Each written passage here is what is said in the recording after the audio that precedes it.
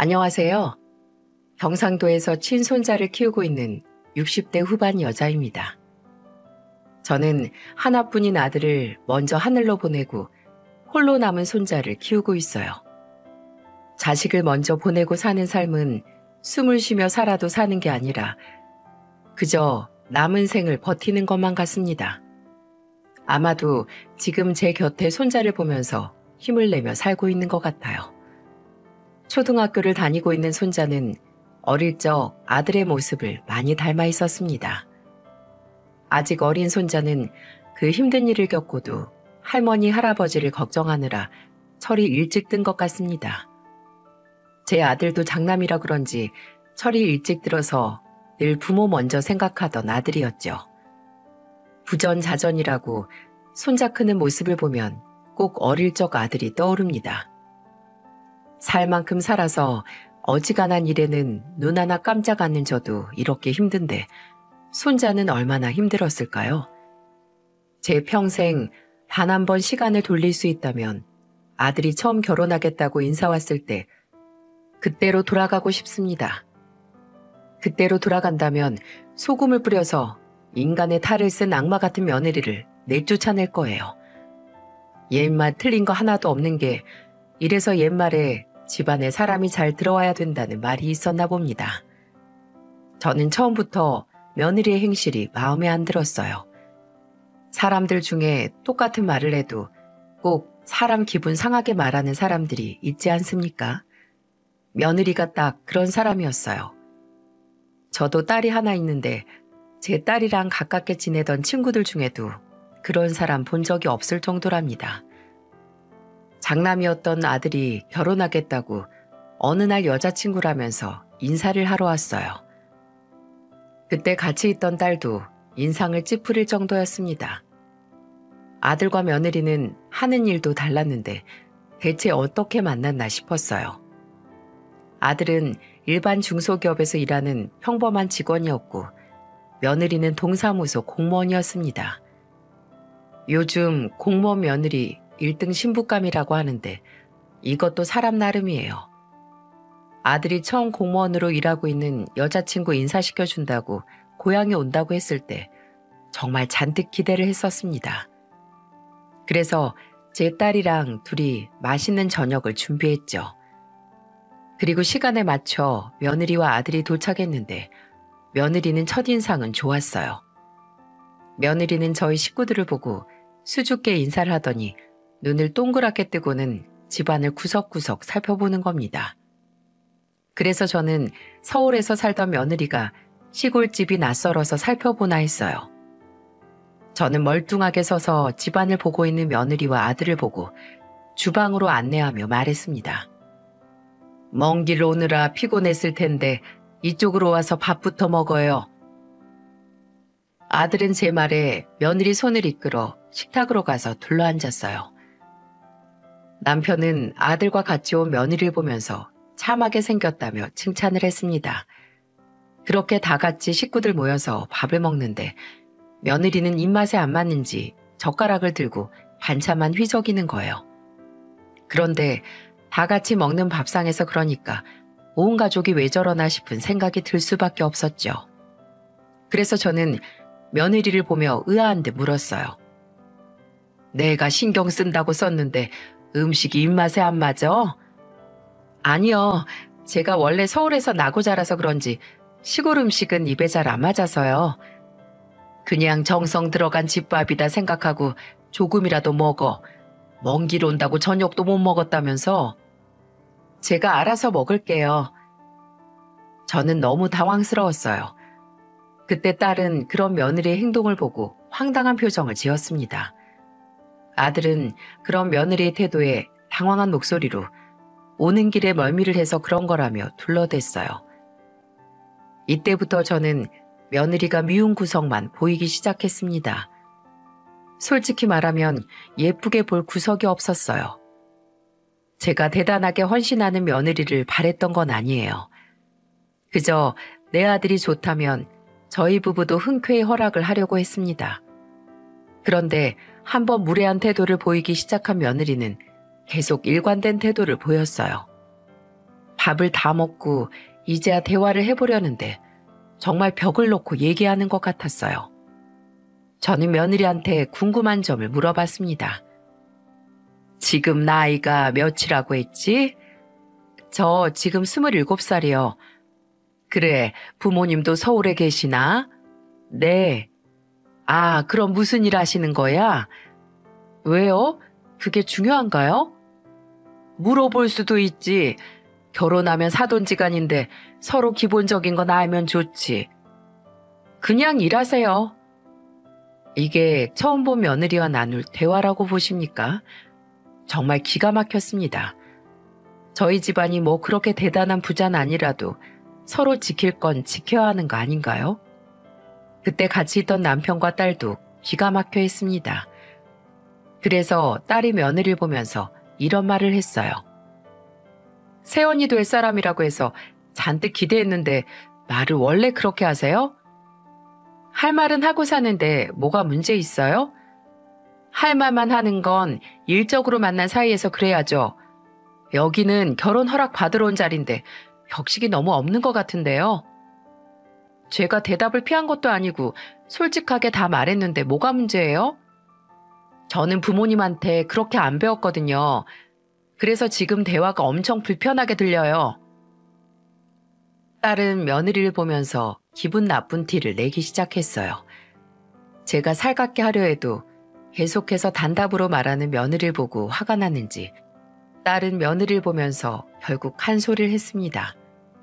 며느리와 딸은 서로 나이대가 비슷했어요. 그래서 그런지 아들의 결혼을 가장 크게 반대했던 사람도 딸이었습니다. 저와 남편도 며느리를 그날 잠깐 보고 나서 아들한테 결혼 다시 생각해보라고 할 정도였어요. 정말 오죽하면 반대를 했겠습니까? 아들은 그날 딸과 며느리가 날이 선 대화를 하자 며느리가 멀미를 심하게 해서 몸이 안 좋은 것 같다고 서둘러 나가버렸어요. 그렇게 아들이 가고 나자 남은 가족들은 걱정이 많아졌어요. 남편도 아들이 집을 떠나고 나자 끊었던 담배를 마당에서 피우고 있었습니다. 잘 키운 아들이 어디서 저런 며느리를 데려왔다고 생각해보세요. 정말 억장이 무너집니다. 딸도 집안에 사람 잘못 들어오면 큰일 난다고 무조건 반대를 해야 된다면서 말했어요. 남편과 저도 비슷한 생각이었고 저는 며칠 고민을 하다 아들한테 전화를 했습니다. 그리고는 걱정스러운 목소리로 말했어요. 현식아, 엄마야. 지금 바쁘니? 괜찮으면 엄마랑 통화 좀 하자. 네, 엄마. 무슨 일 있어요? 그게 나랑 네 아버지가 아무리 생각해봐도 걔는 영 아닌 것 같아. 어른한테 하는 것만 봐도 어떤 사람인지 딱 알겠더라. 안 그래도 다시 한번 뵈려고 했는데 그날 컨디션이 안 좋아서 그랬던 거예요. 아무리 그래도 그렇지. 나는 도무지 이해가 안 가. 여자가 공무원이면 좋기야 하다만 저런 애랑 살다가는 피 말라 죽겠다. 그렇진 않아요. 말은 저렇게 해도 속이 깊어요. 안 그래도 그때 인사 갔다가 그렇게 나온 거 마음에 걸린다고 했었어요. 눈으로 본 게 있는데 그 말을 어떻게 믿어? 네가 한번 잘 생각해봐. 저 고향에서 올라와서 서울에서 일할 때 너무 힘들어서 때려치고 내려가려고 할 때 옆에 있어준 사람이에요. 하루 이틀 만나고 결혼 결심한 게 아니니까 저 한번 믿어주세요. 그리고 조만간 다시 내려가서 인사 한번 제대로 할게요. 죄송해요. 아들은 제 말에도 아랑곳하지 않았어요. 제 아들은 경상도에 있다가 취업을 서울로 하게 되면서 상경했습니다. 처음에는 너무 힘들어했어요. 그렇게 신입사원 시절이 조금 지나고 소개로 며느리를 만나게 된 겁니다. 그러다 둘이 연애를 하게 됐고 아들이 힘들어하던 시기에 가족보다 가까운 곳에서 잘 챙겨주던 사람이었어요. 그래서 그런지 아들은 며느리를 굳게 신뢰하고 있었죠. 힘든 시기에 옆에서 힘이 되어준 사람이라며 평생을 함께하고 싶다고 했습니다. 저와 남편은 그런 아들을 보면서 찜찜하기만 했어요. 그리고 정말 얼마 뒤 며느리와 아들이 내려왔고 지난번과는 다른 분위기로 다시 한번 보게 됐습니다. 며느리는 저와 남편을 보면서 사과를 하더군요. 그러면서 이렇게 말했습니다. 지난번에는 제 불찰이었어요. 그날 제가 몸이 좀 안 좋았어요. 죄송합니다. 여전히 며느리 말은 사과를 하는데도 괜히 퉁명스러운 느낌이었어요. 제가 남편과 둘이 사과하는 며느리를 보기만 하니까 옆에 있던 아들이 분위기를 풀려고 노력했습니다. 결국 저와 남편은 아들을 이길 수 없었어요. 세상에 자식 이기는 부모가 어디 있겠습니까? 그때는 아들이 정말로 며느리를 100% 신뢰하고 있었어요. 방황하던 사회생활 초반에 자기를 버티게 해준 사람이라며 너무 푹 빠져 있었죠. 그래도 아들이 저렇게까지 말하니까 평생 짝으로 괜찮을지도 모른다는 생각에 행복을 빌어줬습니다. 하지만 아들이 결혼을 하고 1년 뒤부터 집안에는 사사로운 감정 싸움이 끊이질 않았어요. 아들과 며느리는 결혼 후 바로 아이가 생기면서 결혼 1년 만에 아들을 키우게 됐습니다. 원래 아들 결혼 전에는 가족들끼리 큰 소리 한번 오고 갔던 적이 없었죠. 제 남편 경상도 사람이어도 혼자서 가장이라며 가부장적으로 근엄한 사람도 아니었어요. 그래서 애들 어릴 때도 잘 놀아주는 그런 친구 같은 아빠였는데 남편이 처음으로 애들 앞에서 화를 냈던 적이 있었습니다. 바로 제 생일 때였어요. 그래서 그때 저와 남편은 손자도 볼 겸 서울로 갔죠. 그리고 그맘때가 제 생일이 다가오고 있었고 아들은 근사한 곳에서 외식을 하자며 제안을 했죠. 아이가 있어서 깔끔한 룸으로 된 식당으로 갔어요.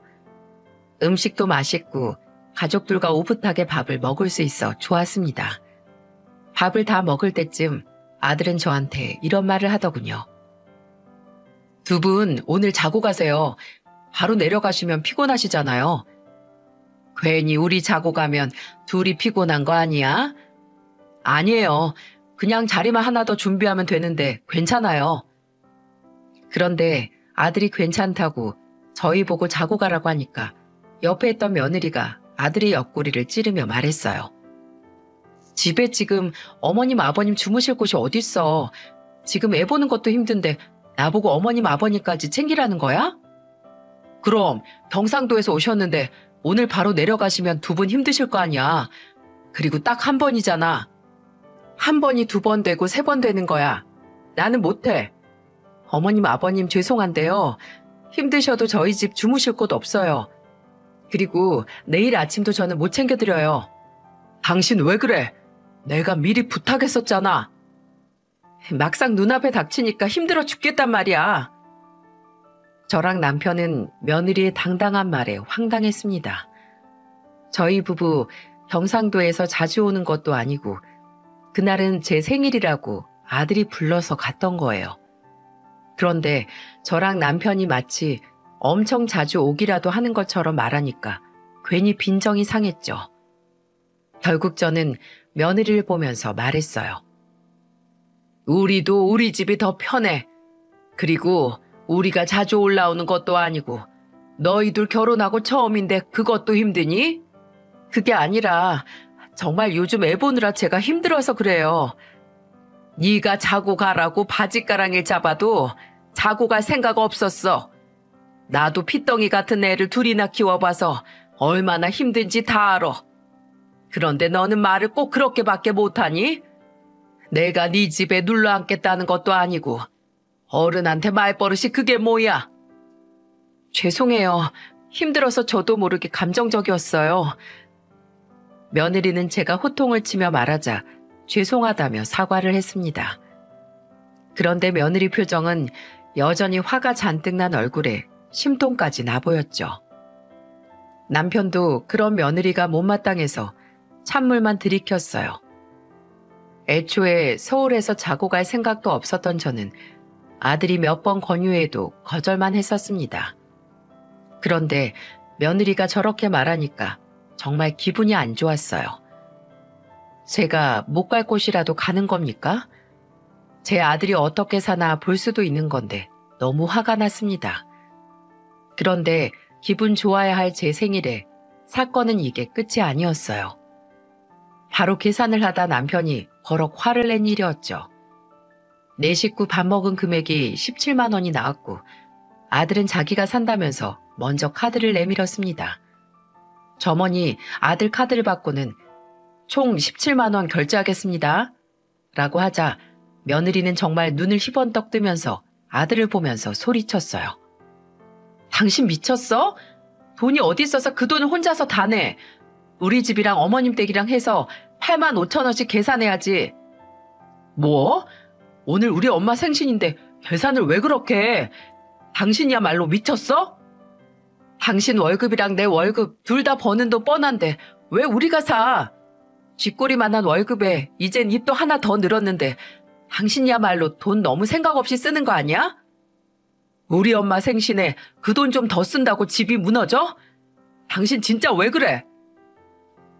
남편과 며느리가 계산 문제를 가지고 실랑이를 벌이자 그 모습을 본 남편이 한숨을 쉬더니 버럭 화를 낸 겁니다. 정말 카운터에서 점원이 난감한 얼굴로 쳐다보는데 제 얼굴이 다 화끈거렸어요. 세상에 시어머니 생신에 밥값을 나눠서 계산하자는 며느리 정상인가요? 당장 8만 5천 원 아낀다고 갑자기 떼돈으로 늘어나는 것도 아니고 너무 황당했습니다. 결국 아들은 계속 돈 타령하는 며느리를 뒤로하고 결제를 했어요. 그리고 식당 밖으로 나오자마자 남편은 화를 내며 말하더군요. 며느리, 너는 말을 꼭 그렇게밖에 못하냐? 어디서 어른 생신이라고 어른 모셔놓고 말을 그렇게 해? 아버님, 솔직히 제가 어머님 아버님 서울로 모신 게 아니라 따지고 보면 남편 의견이었어요. 그런데 저희 집에서 주무시고 가라는 것부터 계산까지 저는 계속 참기만 했다고요. 네가 뭘 참았는데?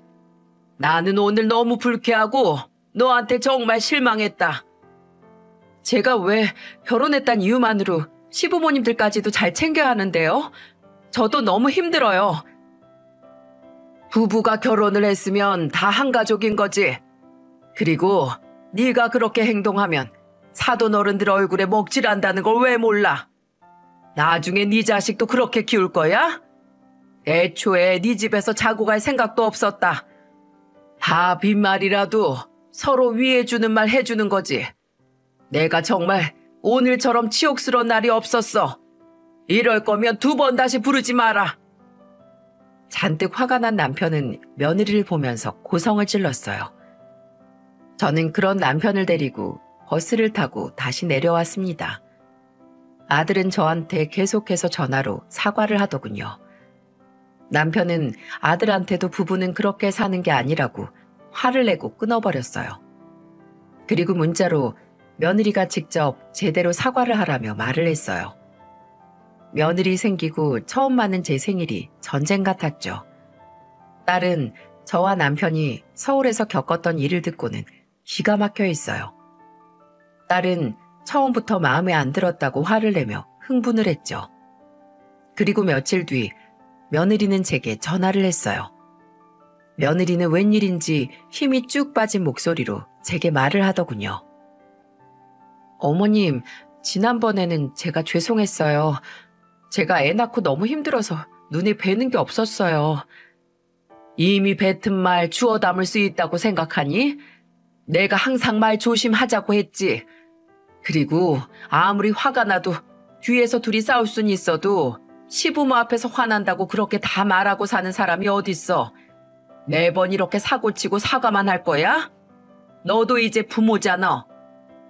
제가 생각이 짧았어요. 앞으로는 정말로 말 조심할게요. 앞으로는 어떻게 하는지 지켜볼 거야.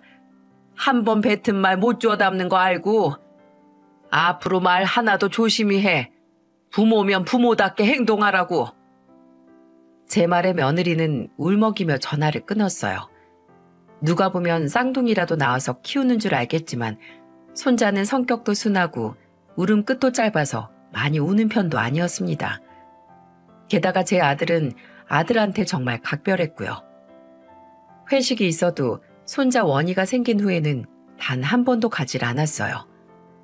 게다가 친구들 모임도 아들 봐야 된다면서 한 번도 간 적이 없었죠. 그만큼 며느리 혼자 육아하면서 힘들까봐 모든 시간을 아들 보는 데 쓰고 있었고요. 그런데 며느리는 이런 와중에도 힘들다고 하니까 저로서는 잘 이해가 안 갔어요. 다른 집은 며느리들이 손자 사진 보내준다고 하는데 저는 늘 아들이 보내줬습니다. 손자 원희가 조금 컸을 때는 정말 둘이서 보내는 시간이 많았어요. 솔직히 며느리가 원희를 돌까지는 육아휴직을 내서 잘 봤는데 그 후에 어린이집을 다니고 나서부터는 늘 아들 혼자서 원희를 챙겼습니다. 그래서 저는 혼자서 퇴근하고 원희 어린이집으로 가서 애를 데려오는 아들한테 이렇게 물어본 적이 있어요. 왜 맨날 너 혼자서 애를 데리러 가는 거야? 네 아내는 뭐하고? 그냥 지금은 아빠 역할이 중요하다고 해서 제가 가는 거예요. 아들이잖아요. 애한테 뭐 아빠만 중요해? 엄마도 중요한 거지. 너만 가지 말고 세 식구 같이 시간을 보내야지. 걱정 마세요, 엄마. 그래도 원희가 절 더 잘 따라줘서 너무 좋아요. 옛날에 아버지가 저 보면서 이런 마음이었을까 하는 생각도 들고요. 이래서 자식 낳아보라고 하나 봐요. 아들은 제 말에도 웃어넘겼어요. 그만큼 원희 일이라면 본인 일도 열일 제쳐두고 나서던 아들이었죠. 아무래도 부자지간이라 그런지 원희가 클수록 점점 더 돈독해졌어요. 그리고 원희가 유치원을 다닐 때는 이런 적도 있었답니다. 명절이라고 다 같이 내려왔었는데 남편이 장난으로 원희한테 이런 질문을 했어요.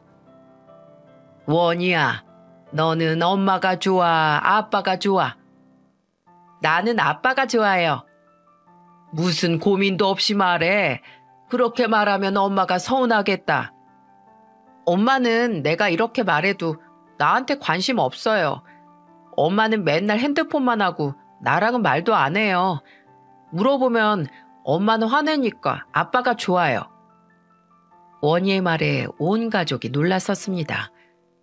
아들도 갑작스러운 원희의 말에 해명을 하려고 노력했지만 이미 다 듣고 나니까 며느리가 애를 잘 안 보는구나 싶었어요. 그래도 며느리는 눈 하나 꿈쩍 안 했죠. 되려 일하면서 애 보는 게 보통 일이 아니라면서 체력이 좀 더 좋은 아들이 하는 게 더 잘 본다고 당당하게 말하더군요. 매번 저런 식이니 며느리가 믿음이 갔겠습니까? 저도 어느 정도 눈치를 챘던 게 일이 있어서 전화를 하면 며느리는 전화를 제대로 받았던 적이 없었어요. 매번 전화하면 밖이라서 통화를 못한다, 회식 중이다 이런 식이었죠. 게다가 한 번은 남편이 원희가 유치원 입학한다고 옷을 사주려고 며느리한테 사이즈를 물어봤었는데 명절에 와서 입혀보니까 작은 겁니다. 그래서 저는 며느리를 보면서 말했어요. 너는 어떻게 된 게 아들 옷 사이즈도 모르니? 엄마라고 그런 거 다 알아야겠어요? 저도 요즘 바빠요. 친구 만나러 다니시느라 바쁘겠지. 원희 유치원 무슨 반으로 가는지는 알고 있어? 제가 알아봐야 남편이랑 가는 날이 더 많을 텐데 괜찮아요. 꼭 강 건너 불구경하듯이 원희 일에는 나 몰라였습니다. 남편도 저도 며느리가 탐탁지 않기는 마찬가지였어요. 제 딸도 결혼해서 자식을 낳아 키우고 있었는데 너무도 비교가 됐어요. 당장 제 딸이 아니라도 제 친구 며느리와도 한눈에 비교가 될 만큼 며느리는 원희한테 무관심했다고 생각합니다. 그래도 아들과 더 유대감도 쌓이고 잘 지내고 있으니까 다행이다 싶었어요.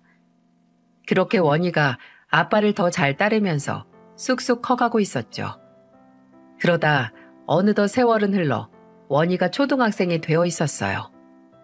그런데 원희가 초등학교 입학하고 얼마 뒤 아들은 회사에서 큰 사고를 당했습니다.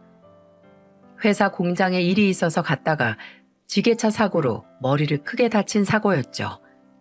정말 그때만 생각하면 아직도 등골이 오싹합니다. 서울 큰 병원으로 실려갔다는 말에 저는 남편과 허겁지겁 서울로 올라갔어요. 가보니까 이미 아들은 응급실에서 수차례 고비를 넘기고 있었고 겨우 일반 병실로 나올 수 있었어요.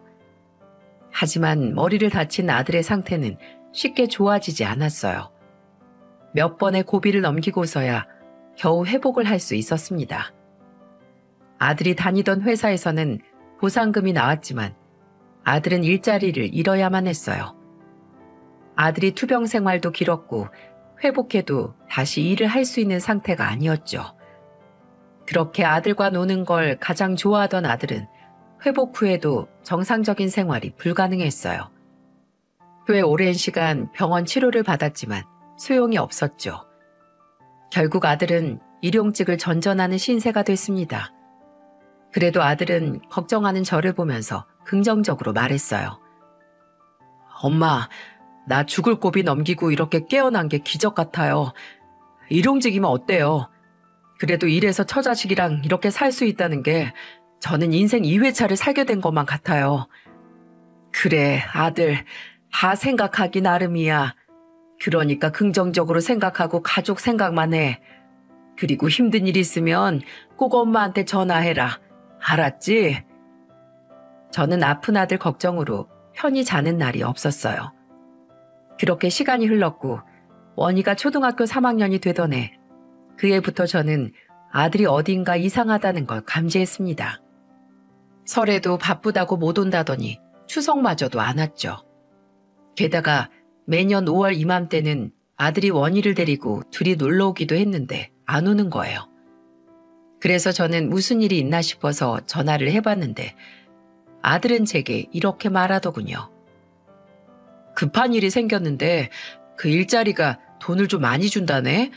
그래서 내가 일하러 간다고 했어. 혹시 너 돈 필요하니? 급한 돈이면 이 엄마가 해줄 테니까 너무 무리하지 말어. 에이, 아니에요. 그냥 나도 가장인데 일해야지. 일용직인데 일을 가려 할 수 있겠어? 그냥 돈 된다고 하면 내가 다 하려고. 원희도 점점 크는데 내가 잘 벌어야지. 엄마가 너무 걱정이 돼서 그렇지. 설에도 일한다고 안 하는데 또 일 때문에 안 온다니까 내가 걱정이 돼서 그래. 그럼 추석에는 올 거야? 그전에라도 시간 되면 한번 와. 아니면 엄마가 올라갈까? 아니에요. 서울 복잡하고 오시기 힘든데 오지 마세요. 제가 조만간 원희 데리고 한번 갈게요. 아들은 조만간 온다는 말만 하고 전화를 끊었습니다. 하지만 아들은 꼭 오겠다는 전화를 한 뒤에도 좀처럼 고향에 내려오질 않았어요. 그래서 며느리한테 전화해봐도 며느리도 정말 통화 한번 하기 어려웠습니다. 그러다 겨우 전화를 받아도 늘 바빠서 못 간다는 말뿐이었어요. 지금 생각해도 기가 막힌 게 공무원이 무슨 대통령도 아니고 뭐가 그렇게 맨날 바빴는지 모르겠습니다. 그래도 아들이 고향에 오질 못하니까 원이랑 같이 영상통화를 자주 걸어줬어요. 그래서 정말 서울에 바쁜 일이 있구나 믿었습니다. 영상통화를 할 때 아들과 원희의 모습은 그대로였으니까요. 며느리 얼굴은 까먹을 정도로 못 봤지만 아들 덕분에 원희와 아들 얼굴은 전화 영상으로라도 자주 볼 수 있었어요. 이런 시간이 몇 년이나 흘렀죠. 그러다 아들네 식구를 못 본 지 1년쯤이 지났을 때 저는 꿈자리가 너무 뒤숭숭했어요. 잠을 자도 매번 음습한 꿈만 꾸고 깊이 잠이 들지 않고 잠을 설쳤습니다. 그러다 한 번은 아들한테 밤늦은 시간에 전화가 걸려왔어요. 저는 놀라서 얼른 아들 전화를 받았죠. 그런데 아들은 울먹거리면서 말했어요. 엄마 목소리 듣고 싶어서 전화했어요. 무슨 일이 있는 거야? 아니, 목소린 왜 그래? 그냥 오늘 좀 힘든 날이라서 그래요. 엄마가 보고 싶고 생각이 많이 나네요. 왜 그래? 몸 어디 아픈 거 아니고? 엄마가 당분간 올라가 있을까? 아니에요. 몸은 정말 괜찮아요. 새로 시작한 일이 잘 맞아요. 이번 명절엔 올 거지? 정말 보고 싶다, 우리 아들. 죄송해요, 엄마. 너무 바빠서요. 사는 게 바빠서 제가 못 갈 것 같아요. 왜? 그럼 엄마가 갈게. 어? 우리 아들 너무 보고 싶다. 엄마 사실 장인어른이랑 장모님 지금 저희 집에서 지내세요. 뭐? 같이 지낸다고? 갑자기 왜? 제가 바쁘니까 집안일도 도와주시고 원희도 잘 봐주세요. 그리고 저 정말 잘 챙겨주시고요. 사위라고 걱정되시니까 오셔서 밥도 챙겨주시고 저 정말 잘 지내고 있어요. 그래도 괜찮겠어? 같이 지내는 게 힘들 텐데. 그리고 이런 얘기를 왜 이제야 해? 장인 장모님도 부모님인데 같이 모실 수 있는 거죠. 그래, 네 마음도 이해하는데 나는 네가 힘들까 봐 그렇지. 무슨 일 있는 건 아니지? 아무 일도 없어요. 곧 제가 원이랑 한번 내려갈게요. 그때 저는 아들 전화에 괜히 불안했어요. 그래서 남편과 이런저런 얘기를 했고 남편이 아들과 통화를 했죠. 아들은 남편한테도 곧 고향 내려갈 테니까 서울로 오지 말라는 말만 했어요. 계속해서 아무 일도 없다는 말만 되풀이하는데 저와 남편이 딱히 할 수 있는 게 없었어요. 그리고 아들이 원이랑 같이 영상통화를 자주 해주니까 정말 아무 일이 없는 줄로만 믿었죠. 그렇게 아들네 식구를 못 보고 산 지 2년이 흘러 있었습니다. 그러다 정말 날벼락 같은 소식이 들렸어요. 손자 원희가 갑자기 저한테 전화를 해서 울먹이는 목소리로 말했습니다. 할머니, 아빠가 많이 아파요. 원희야, 무슨 일이야? 갑자기 아빠가 왜 아파? 어디가 아픈데? 아빠가 갑자기 피토하고 쓰러져서 지금 병원 왔어요. 뭐야? 피를 토해?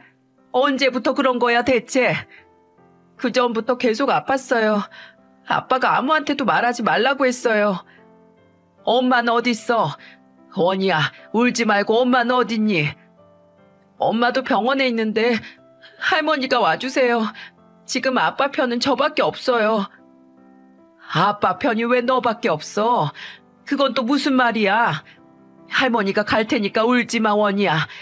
우선 네 핸드폰 손에 꽉 쥐고 잃어버리지 말고 가지고 있어. 저는 원희의 전화에 기겁을 했습니다. 그리고 떨리는 손으로 남편을 불렀고 저는 딸의 차를 타고 서울로 올라갔어요. 딸도 갑작스런 소식에 놀라서 아이를 사위한테 맡기고 저와 남편과 같이 서울로 출발했습니다. 그런데 저희 식구가 도착했을 때는 아들이 이미 혼수 상태에 빠진 뒤였어요.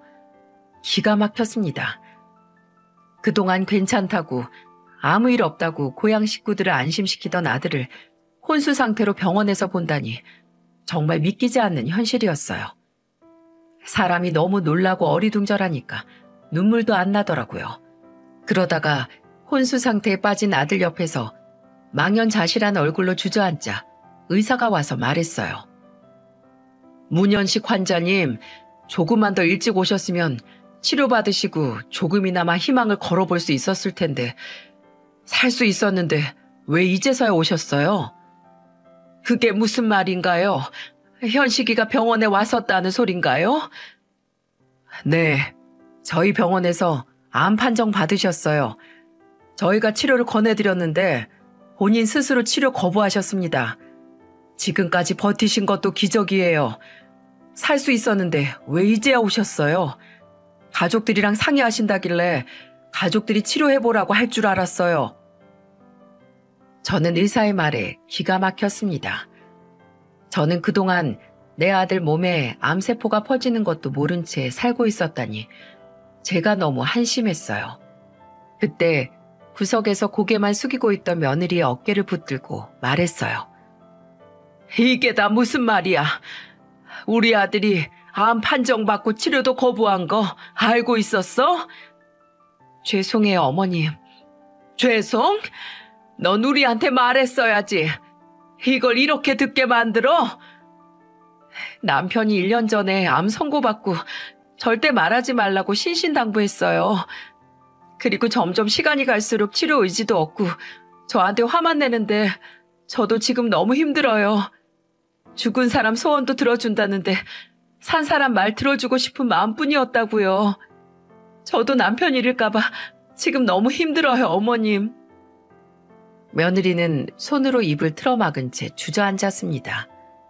알고 보니까 1년 전 저한테 울면서 전화했던 날, 아들은 암 선고를 받았던 날이었어요.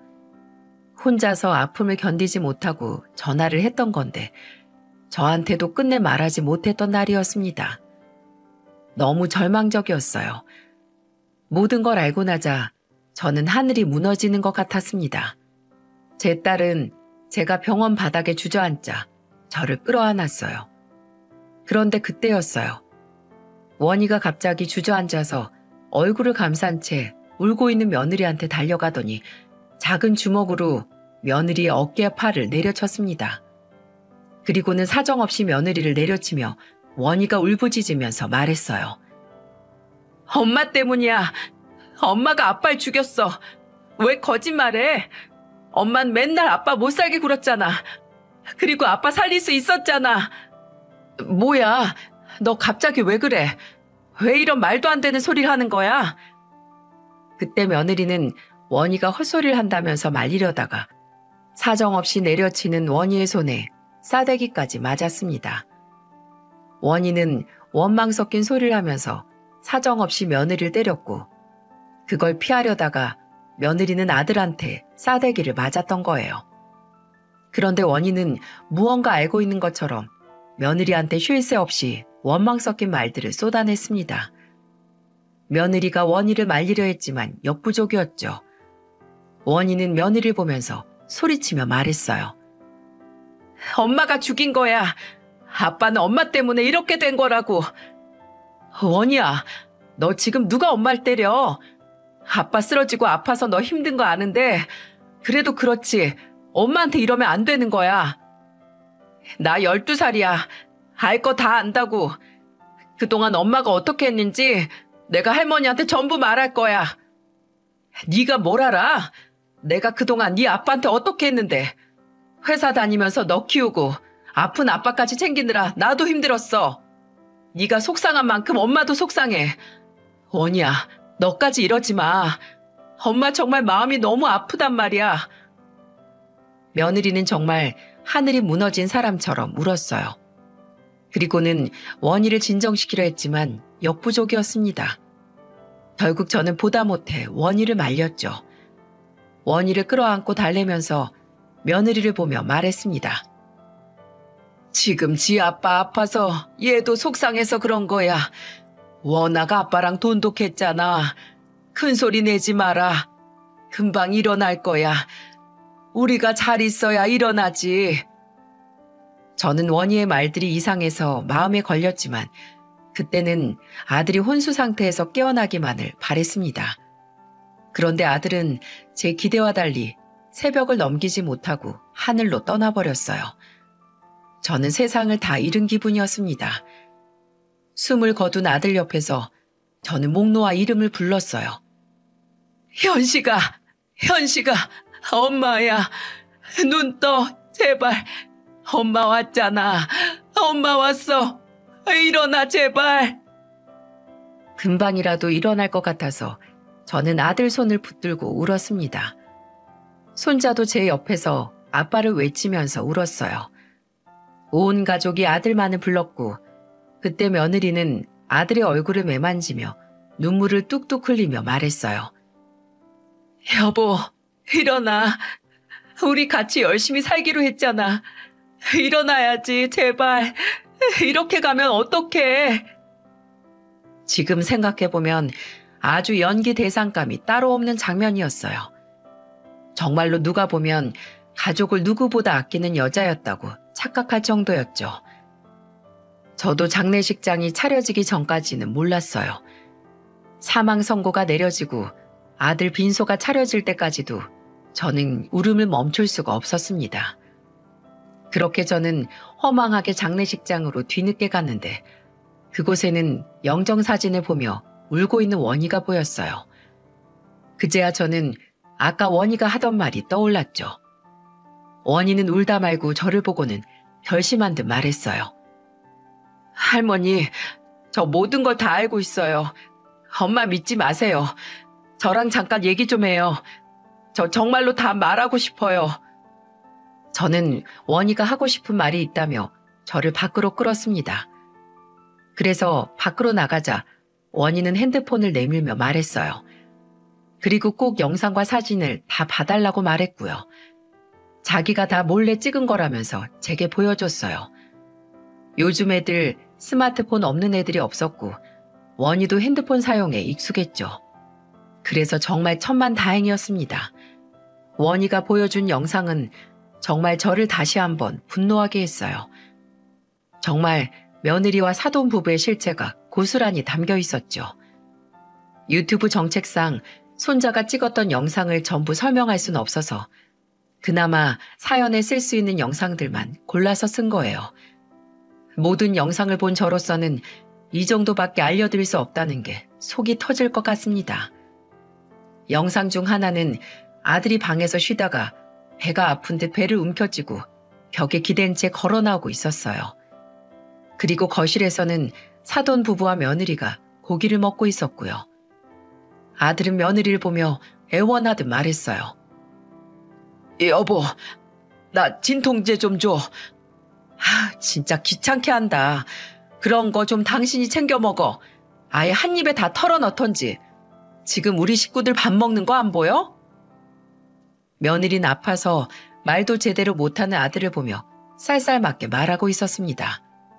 근데 더 기가 막힌 건 안사돈이 제 아들을 보면서 더럽다는 듯이 말했어요. 자네, 내가 밥 먹을 땐 방에서 나오지 말라고 했지. 밥맛 떨어진다고. 자네가 나오면 집안에서 이상한 냄새가 나서 못 살겠다니까. 씻고 다녀 좀. 더러워 죽겠네 진짜. 아픈 게 유세야? 자네 지금 아프다고 유세 떠는 거야? 온 가족이 다 아픈 사람 눈치 보고 벌벌 기어야 속이 시원해? 그래서 내가 호스피스 병원으로 가라고 했잖아. 왜 고집을 부려? 하긴 그것도 돈이 있어야 가지. 어휴, 한심해. 이미 그 악마 같은 인간들은 아들 병세가 악화되고 있다는 걸 알고 있었어요. 그런데 그런 아들을 보면서 저런 식으로 했다니까 기가 막혔죠. 아들은 알고 보니까 자기가 치료를 받아도 살 확률이 얼마 되지 않으니까 치료비를 생각해서 치료를 포기했던 거예요.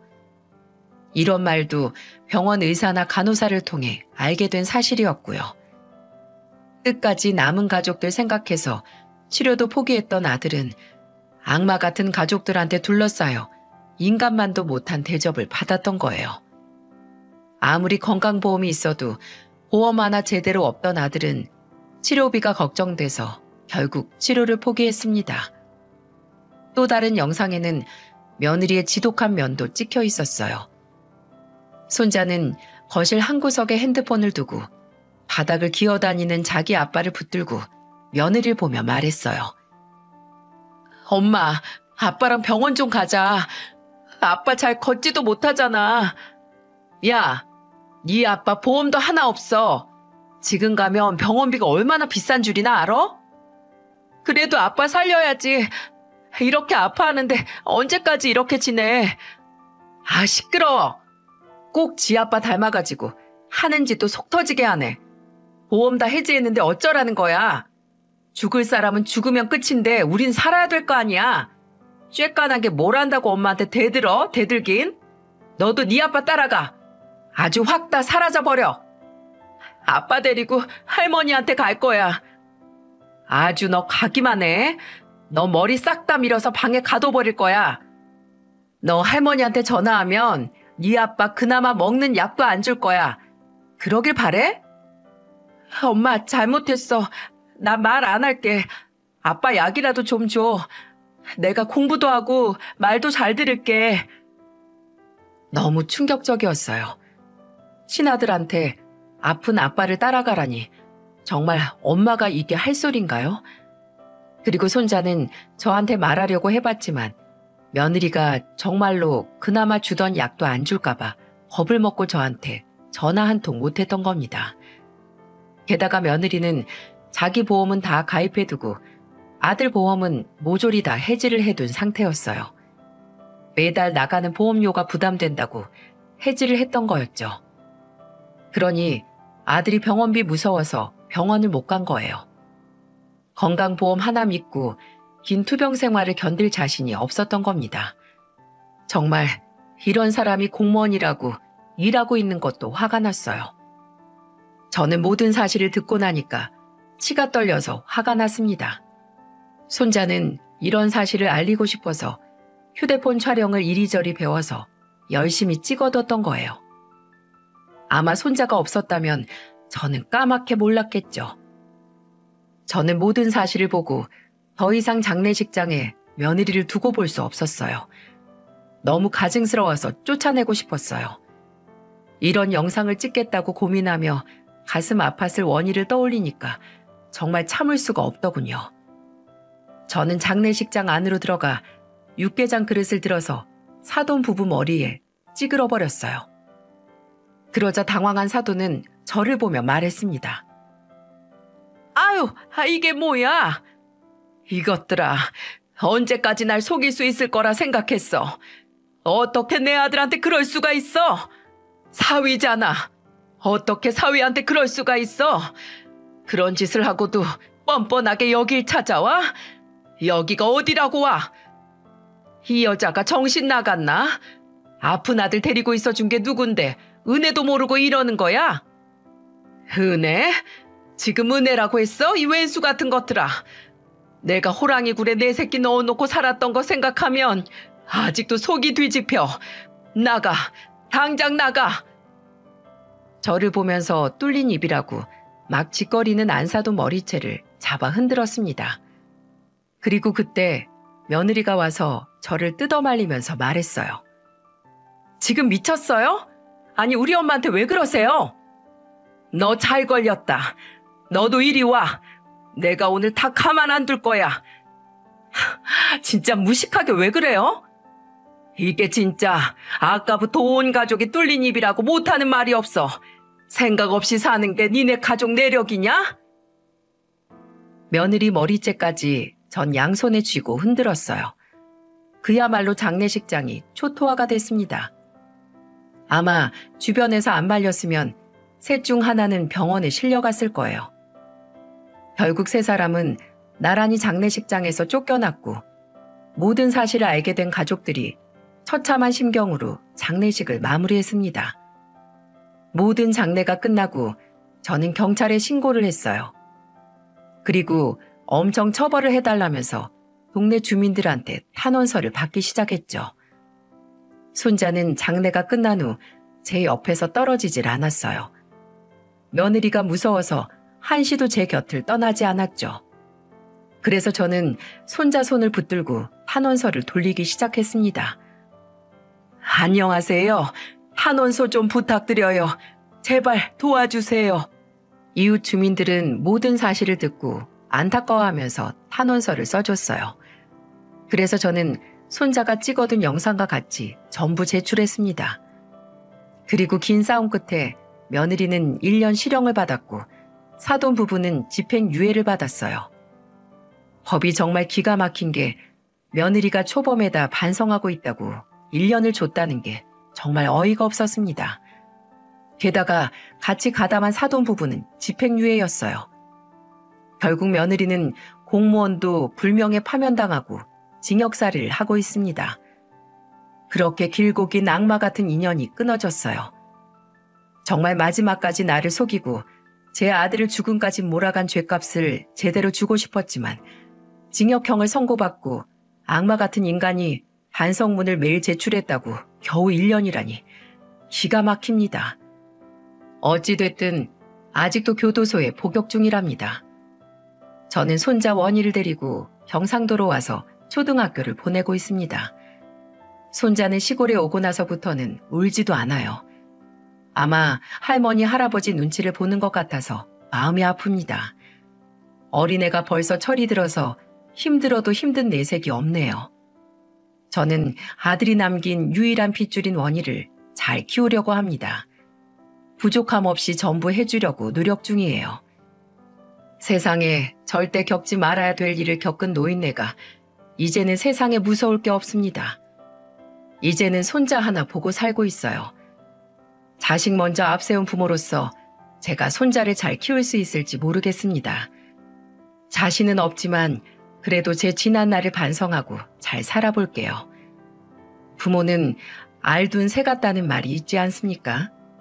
늘 자식의 신변을 걱정하며 전전긍긍하며 살게 된다는데 이제는 먼저 간 아들이 편안해졌을지 걱정이 됩니다.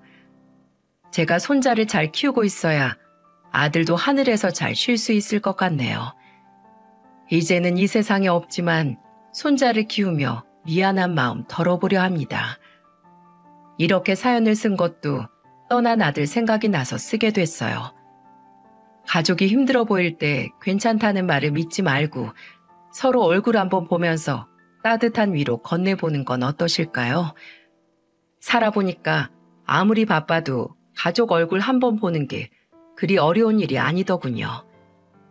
제 후회 가득한 지난 날들 보면서 부디 다른 분들은 가정이 평안하길 바라겠습니다.